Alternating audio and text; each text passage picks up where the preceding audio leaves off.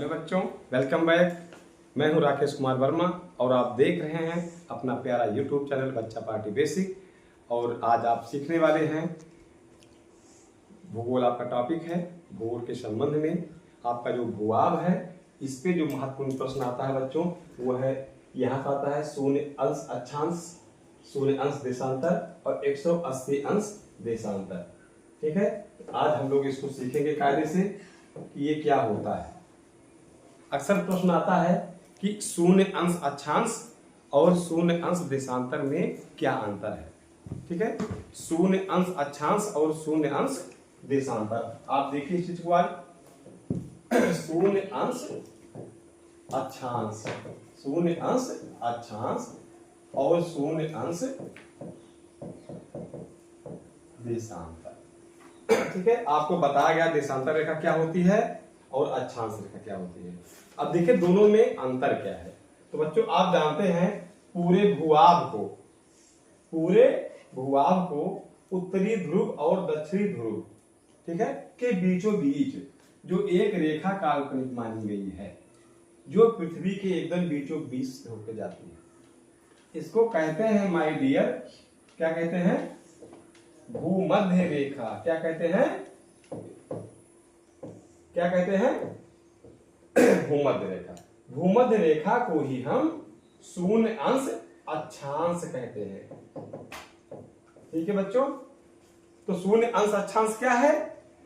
0 अक्षांश उत्तरी ध्रुव और दक्षिणी ध्रुव के एकदम बीचों बीच, पृथ्वी के बीचों बीच से गुजरने वाली काल्पनिक रेखा जो पृथ्वी को उत्तरी ध्रुव और उत्तरी गोलार्ध और दक्षिणी गोलार्ध यानी कि नॉर्थ हेमिस्फीयर और साउथ हेमिस्फीयर को दो भागों में बांट दे रही है। आइए इसको ग्लोब के माध्यम से आप समझते हैं। इसको देखिए बच्चों, ये ग्लोब आपके सामने है। आपको बताया गया है कि पृथ्वी अपने धुरी पर 23.5 अंश झुककर, ठीक है, अपनी धुरी पे 23.5 अंश झुक करके रोटेशन करती है। ठीक है, अब इसको देखिए, आप बहुत ध्यान से देखिएगा। जो आपको लाइन दिख रही है ग्लोब पे, ये वाली लाइन एकदम क्लियर, क्रिस्टल क्लियर बच्चों, यही होती है 0 अक्षांश रेखा। ये होती है 0 अक्षांश रेखा, ये होती है भूमध्य रेखा। इसी को कहते हैं विषुवत रेखा। ये विषुवत रेखा वृत्त भी कहते हैं। अक्षांश रेखाओं की एक विशेषता होती है कि कभी भी दो अक्षांश रेखाएं एक दूसरे को काटती नहीं है। ठीक है, जैसे जैसे हम भूमध्य रेखा से ध्रुव की तरफ बढ़ते जाएंगे, ये अक्षांश रेखा वृत्त आपका छोटा होता जाएगा। ठीक है, भूमध्य रेखा से हम उत्तरी ध्रुव की तरफ जाएंगे तो अक्षांश रेखा वृत्त जो है वो छोटा होता जाएगा।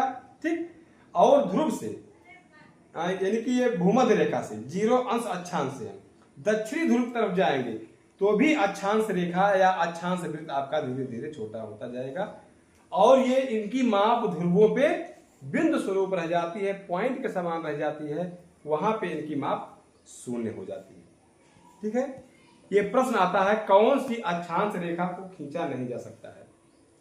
ठीक है, तो 90 डिग्री अक्षांश रेखा को खींचा नहीं जा सकता क्योंकि वो पॉइंट के रूप में आ जाता है। ये कहां होती है? नॉर्थ पोल और साउथ पोल पे होती है। तो आप देखिए जो आपका 0 अक्षांश है ये पूरे भूभाग को दो पार्ट में डिवाइड कर दे रहा है। ऊपरी भाग को नॉर्थ हेमिस्फीयर और दक्षिणी भाग को साउथ हेमिस्फीयर कहते हैं। ये बात क्लियर हो गई? चलिए लगे हाथ ये भी जान लीजिए।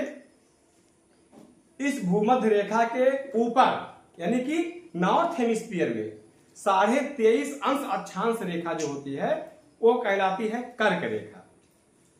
ठीक है, नॉर्थ हेमिस्फीयर में देखिए ये भूमध्य रेखा से 23.5 अंश, 23 सही 1/2 अंश, ये जो अक्षांश रेखा है ये होती है बच्चों कर्क रेखा। इसे कहते हैं 23.5 अंश क्या, नॉर्थ लैटिट्यूड। 23.5 अंश नॉर्थ लैटिट्यूड को कहते हैं हम कर्क रेखा। ठीक है, और इसके ऊपर जाएंगे बच्चों, ये जो रेखा आपकी आएगी ये होती है 66.5 अंश, 66.5 अंश उत्तरी लॉन्गिट्यूड को, नॉर्थ जो है लैटिट्यूड को, नॉर्थ लैटिट्यूड को, उत्तरी अक्षांश को हम कहते हैं आर्कटिक, आर्कटिक रेखा या आर्कटिक वृत्त। अगर आपसे पूछा जाए कि कौन सा वृत्त बड़ा होता है, तो सबसे बड़ा वृत्त क्या है बच्चों? 0 अंश अक्षांश वृत्त, भूमध्य वृत्त सबसे बड़ा है। इसके बाद कर्क रेखा या कर्क वृत्त भूमध्य वृत्त से छोटा है, और आर्कटिक वृत्त भूमध्य और कर्क से भी छोटा है, क्योंकि हम धीरे धीरे पोल की तरफ जा रहे हैं। वही कंडीशन आपकी सेम नीचे की तरफ बनेगी, ठीक है। नीचे 23.5 अंश अक्षांश को, ये जो 23.5 अंश अक्षांश है, ये 23.5 अंश साउथ लैटिट्यूड, दक्षिणी अक्षांश को, साउथ लैटिट्यूड दक्षिणी अक्षांश को हम कहते हैं माय डियर मकर रेखा। क्या कहते हैं? मकर रेखा। तो ये बात क्लियर हो गई। जो हमारी कर्क रेखा है वो उत्तरी गोलार्ध में है, नॉर्थ हेमिस्फीयर में है, और जो हमारी मकर रेखा है वो साउथ हेमिस्फीयर में है, ठीक। और 66.5 अंश, 66.5 अंश, ये 66.5 अंश दक्षिणी अक्षांश, ये 66.5 अंश दक्षिणी अक्षांश, इसे कहते हैं बच्चों अंटार्कटिक, अंटार्कटिक, अंटार्कटिक वृत्त।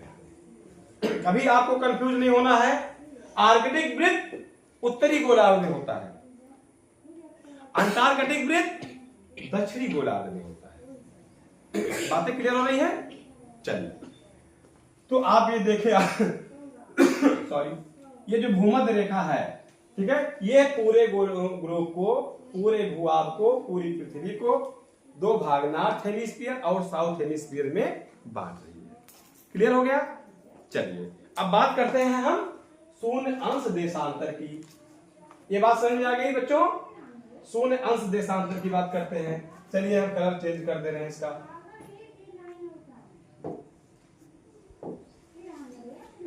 ठीक, तो शून्य अंश देशांतर क्या हुई?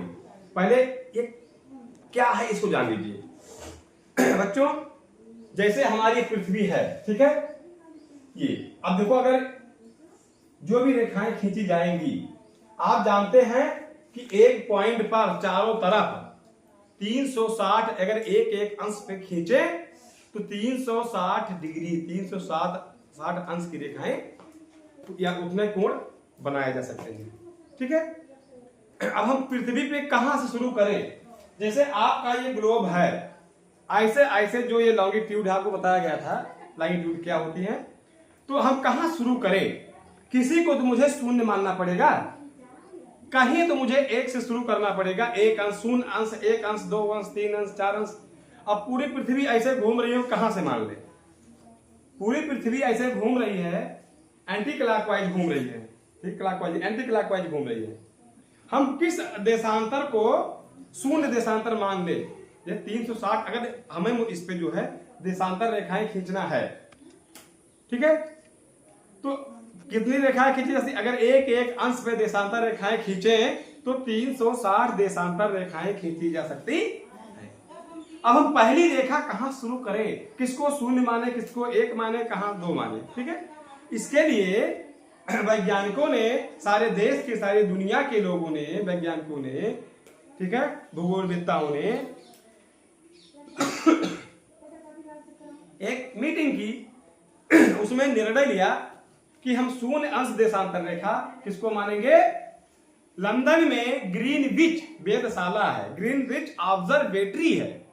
ऑब्जर्वेटरी माने जानते हैं, एक वेधशाला होती जहां से हम बड़ी बड़ी दूरबीन रखती थी, बड़ी बड़ी टेलीस्कोप रखी रहती हैं, तमाम और वहां प्रयोगशाला होती है, वहां से हम ग्रह नक्षत्र की स्थिति को देखते हैं, वहां हम अध्ययन करते हैं, ठीक है, वो इसी कहते हैं वेधशाला।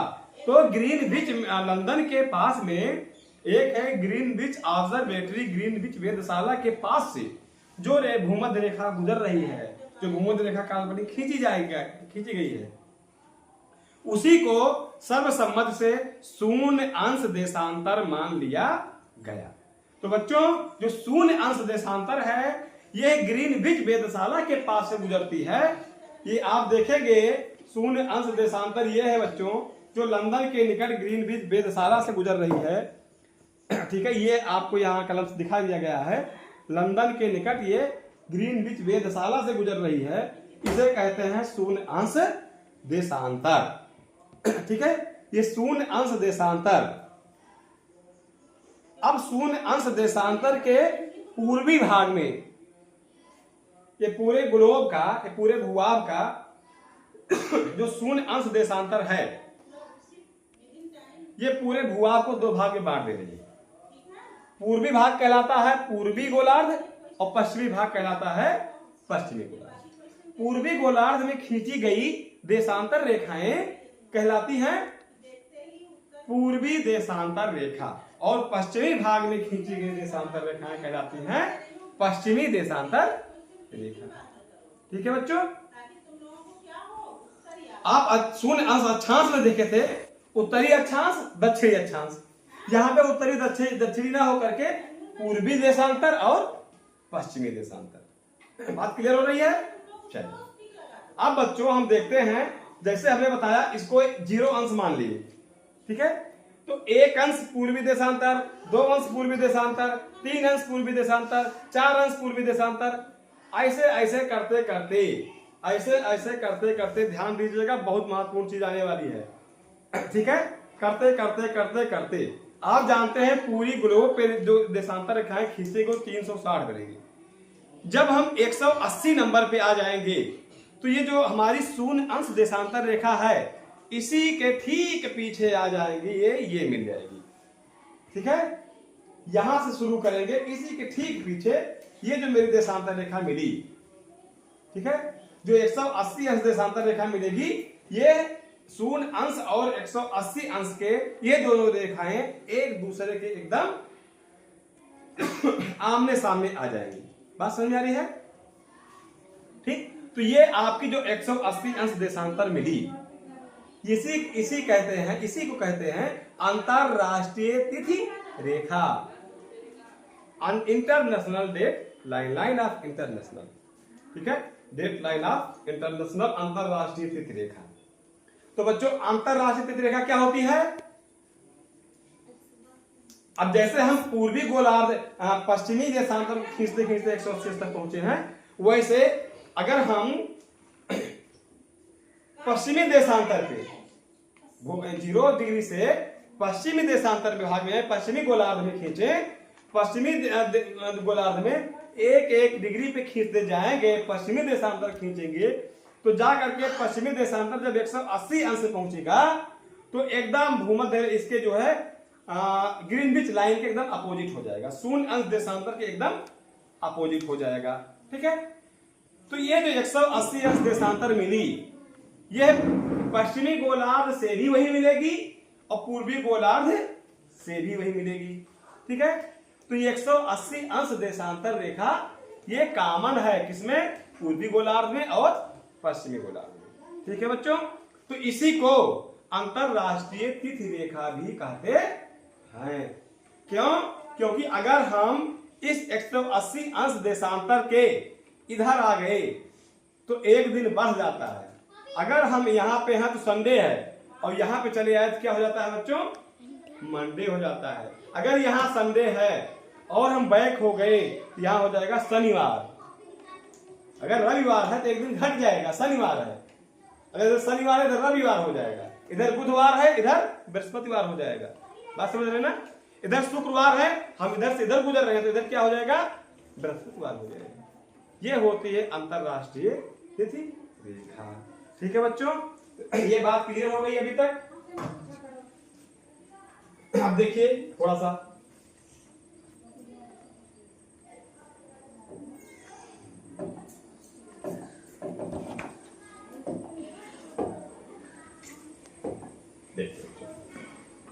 हम बात करते हैं शून्य अंश देशांतर अक्षांश की बात होगी बच्चों ना। शून्य अंश देशांतर की बात करते हैं तो आप जानते हैं ये जो रेखा आपकी है,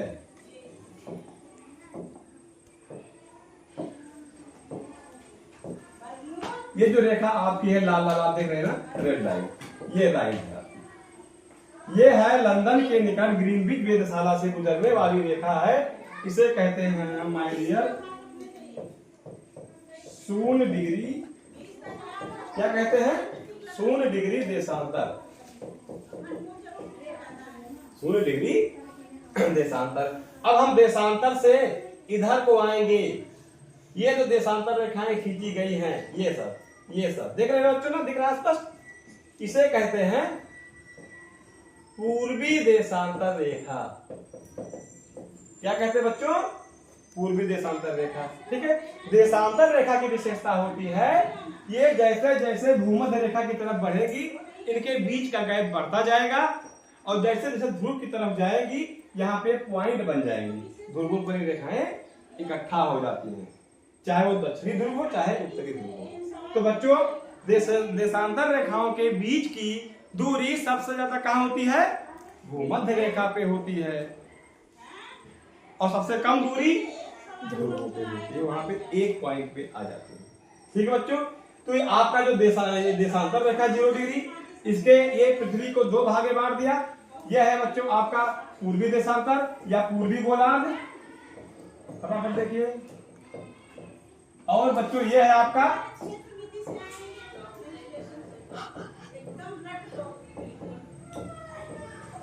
पश्चिमी गोलार्ध, पश्चिमी गोलार्ध। इसे कहते हैं बच्चों, इस गोलार्ध में जो रेखाएं खींची गई हैं देशांतर, ये कहलाती पश्चिमी देशांतर रेखा, पश्चिमी देशांतर रेखा। ठीक है, इसी के जस्ट अपोजिट ये 180 अंश, जब 180 अंश आएंगे तो ये है, देखिए 180 अंश आएंगे तो ये सीधे ऐसे घूम जाएगी, ये घूमने वाली रेखा जो आप पलट देंगे ये हो जाएगी, ये होती है 180 अंश देशांतर। इसे कहते हैं अंतरराष्ट्रीय तिथि रेखा। ठीक है बच्चों, तो चलिए आज आपका इतना हुआ। आज आपको बताया गया 0 अंश देशांत, 0 अंश कितना 0 डिग्री अक्षांश, 0 डिग्री देशांतर, 180 देशांतर। ठीक है, कर्क रेखा, मकर रेखा, भूमध्य रेखा, आर्कटिक रेखा वृत्त, अंटार्कटिक रेखा वृत्त, यहां पे तमाम तरह के प्रश्न पूछे जा सकते हैं। ठीक है, तो सबसे लंबी अक्षांश रेखा कौन सी होती है, भूमध्य रेखा, उससे छोटी कर्क रेखा, उससे छोटी आर्कटिक रेखा। अब नीचे जाएंगे तो भूमध्य रेखा, मकर रेखा, अंटार्कटिक रेखा। ठीक है बच्चों, तो जैसे जैसे हम ध्रुवों की तरफ बढ़ते हैं, हमारी अक्षांश रेखा वृत्त, अक्षांश रेखाओं की लंबाई या अक्षांश वृत्त हमारा छोटा होते जाता है, छोटा होते जाता है। और जैसे जैसे हम ध्रुव से भूमध्य रेखा की तरफ आएंगे तो अक्षांश रेखा वृत्त बड़ा होता जाएगा। ठीक है बच्चों, चलिए कोई बात नहीं, अच्छी बात है, आप लोगों ने समझा सुना। अगर ये आपको वीडियो पसंद आई हो तो आप चैनल को लाइक करिए, सब्सक्राइब करिए, अपने दोस्तों में शेयर करिए, जिससे ये पूरे का पूरा बेनिफिट हमारे और भी बच्चे उठा सकें। Okay, thank you.